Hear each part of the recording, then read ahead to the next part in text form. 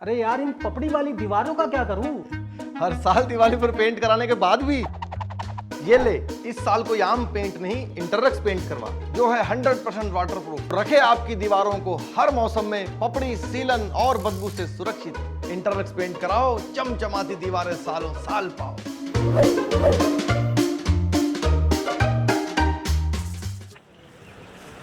भारत माता की जय। भारत माता की जय। सुनीता दुग्गल जिंदाबाद। सुनीता दुग्गल जिंदाबाद। सुनीता दुग्गल जिंदाबाद। बुगाहट तो ऑलरेडी शुरू हो चुकी है। अब तो जो है वो शंखनाद होने वाला है और आपने देखा होगा कि किस तरह से हमारा 2 दिन का महाअधिवेशन जो है वो दिल्ली के अंदर चला। माननीय हमारे राष्ट्रीय अध्यक्ष जगत प्रकाश नड्डा जी, उनका जो है मार्गदर्शन हमें प्राप्त हुआ और इसके साथ साथ माननीय प्रधानमंत्री नरेंद्र मोदी जी का मार्गदर्शन भी सभी कार्यकर्ताओं को प्राप्त हुआ।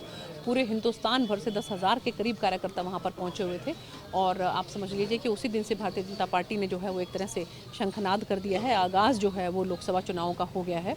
और अगर मैं अपने हरियाणा की बात करूं तो मुझे पूरी उम्मीद है कि यहाँ पर जिस तरह से हमारे माननीय मुख्यमंत्री श्री मनोहर लाल जी ने पिछले 10 सालों के अंदर काम किया है, उसको ध्यान में रखते हुए जो है यहाँ पर 10 की 10 लोकसभा की सीटें जो हैं वहाँ पर कमल खिलने का काम होगा और इसके साथ साथ विधानसभा के अंदर भी हमारी मेजोरिटी आएगी और माननीय मुख्यमंत्री जी के नेतृत्व में हम फिर से हरियाणा के अंदर भी सरकार बनाएंगे। इसी बात को ध्यान में रखते हुए जो है मैंने कल से ये कार्रवाई की है कि हमने हमारे जितने भी जो मंडल हैं उन सभी मंडलों के जो हमारे मंडल अध्यक्ष हैं और हमारे जो पार्टी के कार्यकर्ता हैं और इसके साथ साथ जो उस मंडल के इलाके के गांव में जो हमारे सरपंच हैं या सरपंच प्रतिनिधि हैं, उन सब का शिष्टमंडल जो है यहाँ पर पहुँचा। वो मेरे सभी परिवार के सदस्यों की तरह यहाँ पर पहुँचे और हमने आपस में बैठकर एक दूसरे के साथ विचार विमर्श किया।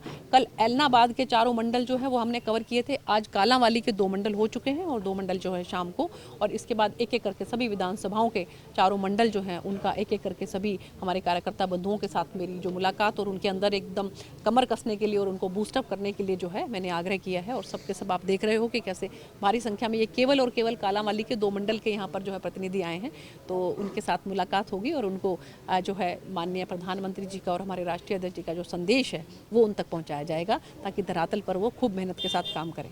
लोकसभा की बात की जाए तो लगभग जो इसका कार्यकाल है समाप्ति की हो रही है। अभी जो टर्म है वो उसका काम शुरू होने वाला है। जी, कितने काम आप इन 5 सालों में करवा पाए? देखिए, मैंने अपनी तरफ से बहुत कोशिश की है और मुझे बहुत संतुष्टि है कि मैंने जो भी, चाहे हम रेलवे की बात करें, चाहे हम हाईवे पुल की बात करें, चाहे हम जो सड़क योजनाओं की बात करें, प्रधानमंत्री ग्रामीण सड़क योजना की बात करें, चाहे हम गांव-गांव के अंदर जो है पानी के टैंकर देने की बात करें, गांव-गांव के अंदर जो है वो हमारे जो जितने भी स्कूल हैं, मैंने अपनी निधि में से 50% से भी जो ज़्यादा पैसा है वो हमारे बच्चों के स्कूलों के लिए जो है वो शेड देने का काम किया है और इसके साथ साथ वहाँ पर टॉयलेट्स जो है वो देने का काम किया है।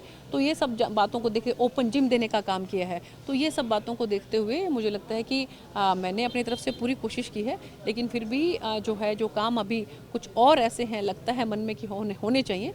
तो आने वाले समय में अगर जो है मुझे पूरी उम्मीद है कि संगठन जो है मुझ पर विश्वास व्यक्त करता है और मुझे यहाँ से फिर से जिम्मेवारी देता है, तो यहाँ पर फिर से कमल का फूल खिलेगा और जो आपके बचे हुए काम है वो फिर करेंगे। अभी ऐसे कौन से काम हैं जो आपके दिमाग में हैं जो आप करना चाहती हैं चुनाव से पहले?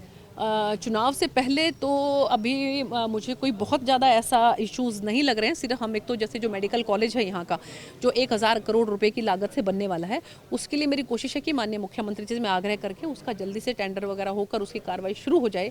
एक तो मेरी ये कोशिश रहेगी और इसके साथ साथ ही मेडिकल कॉलेज एक रसूलपुर में, फतेहाबाद डिस्ट्रिक्ट में भी माननीय मुख्यमंत्री जी ने जो है उसकी घोषणा की थी। तो जो माननीय मुख्यमंत्री जी की जो मेन घोषणाएँ हैं उनके ऊपर जो है वो हम अच्छे तरीके से उनको शुरुआत कर सकें, ये मेरी पुरजोर कोशिश रहेगी।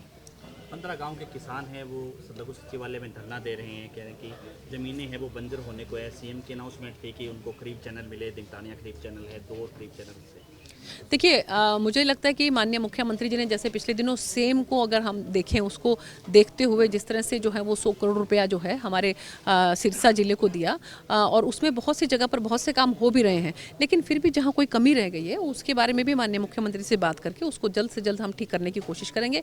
और ये जो अभी बजट सेशन चल रहा है, आप लोग देख रहे होंगे आजकल जो विधानसभा में चल रहा है, उसके अंदर भी हमने माननीय मुख्यमंत्री जी को ये कहा था कि इस इलाके की जो इस तरह की समस्या है, किसानों से रिलेटेड जो समस्याएं हैं, उनका समाधान करने की कोशिश करें और माननीय मुख्यमंत्री जी अपनी तरफ से पूरे प्रयास कर रहे हैं। शंभू बॉर्डर पर काफ़ी जो किसान हैं वो एकजुट हैं। बात की जाए तो जींद में भी किसानों पर काफ़ी जो प्रशासन द्वारा अत्याचार किए गए, आंसू गैस घोड़े छोड़े गए उनके ऊपर, और उनका साफ तौर पर ऐलान है कि कल से 21 तारीख से एनडीए के जो जितने भी एमपी हैं उनका विरोध किया जाएगा, पुतले फूके जाएंगे। देखिए, ऐसा है कि हमारी सरकार ने केंद्र में माननीय प्रधानमंत्री जी के नेतृत्व में और हरियाणा में माननीय मुख्यमंत्री जी के नेतृत्व में इतने काम किए हैं कि विपक्ष के पास अब कोई मुद्दा नहीं रह गया है।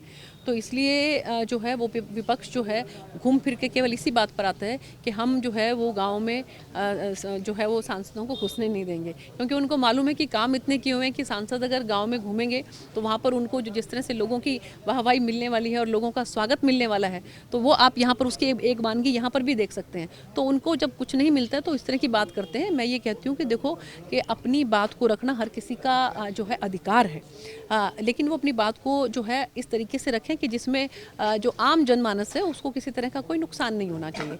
और मुझे लगता है कि किसान भाइयों के साथ हमारी सरकार की बहुत अच्छी सौहार्दपूर्ण वातावरण में जो है वो बातचीत हो रही है, कई दौर की बातचीत हो चुकी है और बहुत जल्द मुझे लगता है कि कुछ ना कुछ समाधान इसका ज़रूर निकलेगा। और आपके माध्यम से भी मैं ये आग्रह करना चाहूँगी कि इधर से तो पुलिस प्रशासन को आग्रह करना चाहूँगी कि वो भी किसी भी तरह का कोई ऐसा काम ना करें कि हमारे किसान भाइयों को उसका नुकसान हो, और किसान भाइयों से भी आग्रह करना चाहूँगी कि वो भी जो है वो इस तरह से कोई चीज़ ना करें कि जिससे आम जनमानस है उनको उसको इस चीज़ का कोई नुकसान हो। बात की जाए तो लोकसभा चुनाव की, बेसिकली हरियाणा की बात की जाए तो किससे फाइट मानते हैं? मुझे तो कहीं दूर दूर तक कोई फाइट नज़र नहीं आ रही है, क्योंकि अगर हम विपक्षी दल देखें तो मेन विपक्षी दल तो कांग्रेस पार्टी ही है, और कांग्रेस पार्टी का सिर्फ टोवल इतना ज़्यादा है कि वहाँ पर जिन लोगों का अभी तक जो है वो प्रदेश के अंदर भी संगठन ठीक तरीके से तैयार नहीं है, जिला के अंदर संगठन ठीक तरीके से तैयार नहीं है, और हमारा संगठन जो है पन्ना प्रमुख तक, बूथ अध्यक्ष तक कैसे पहुँच चुका है। इन सब बातों को ध्यान में रखते हुए मुझे लगता है कि मेजोरिटी के साथ 10 की 10 लोकसभा जो है वो भारतीय जनता पार्टी जीतेगी, और विधानसभा के अंदर भी जो है हमारी मेजोरिटी के साथ जो है माननीय मुख्यमंत्री जी के नेतृत्व में सरकार बनेगी। अशोक तंवर का कितना साथ मिलेगा? अशोक तंवर जी का साथ मिलेगा, बिल्कुल। देखिए, वो यहाँ से 3 बार चुनाव लड़ चुके हैं और एक बार यहाँ से सांसद भी रह चुके हैं, और पिछली बार भी जो है मुझे 7.5 लाख के करीब 7-7.25 लाख के करीब वोट मिले थे, तो 4 लाख वोट जो है कांग्रेस पार्टी में रहते हुए उनको भी मिले थे। तो मुझे लगता है कि वो हमारे साथ आए हैं तो हमें पूरा उनका समर्थन मिलेगा।